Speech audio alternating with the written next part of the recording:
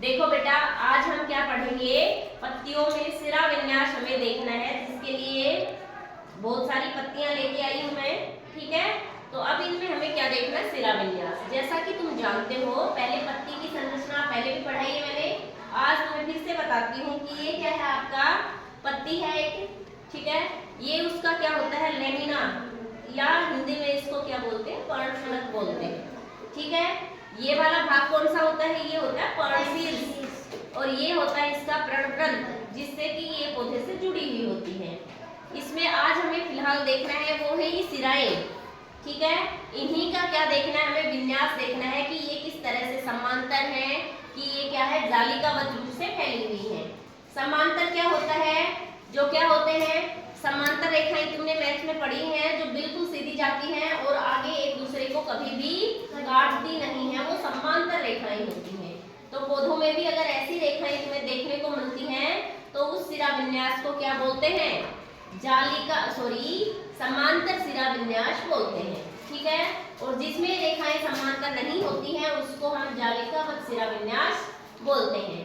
तो देखो, तुम पौधे की बिना जड़ें देखे सिर्फ पत्ती को देखकर क्या बता सकते हो, जड़ के बारे में बता सकते हो, उसके बीज के बारे में बता सकते हो ना। तो तुम ही बताना मेरे को, बताओ, मेरे पास है समांतर सिरा विन्यास की पत्ती, तो बताओ इस पौधे की जड़ें कैसी होंगी, नविता बताइए। हाँ, ये सही बताया इसने।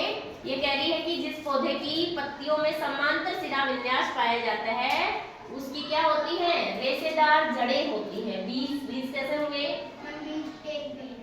हाँ, बीज होगा एक बीजपत्री। बैठिए, वेरी गुड। इसी तरह से तुम जानते हो कि जिसमें पत्ती में जालिकावत सिरा विन्यास होता है उस पौधे की वो द्विबीजपत्री पौधा होता है, मतलब बीज में दो बीजपत्र पाए जाएंगे और आपका जो होता है उसकी जड़ें होंगी मूसला जड़ें। ठीक है, समझ गए, वेनेशन भी समझ गए और ये बातें भी समझ गए।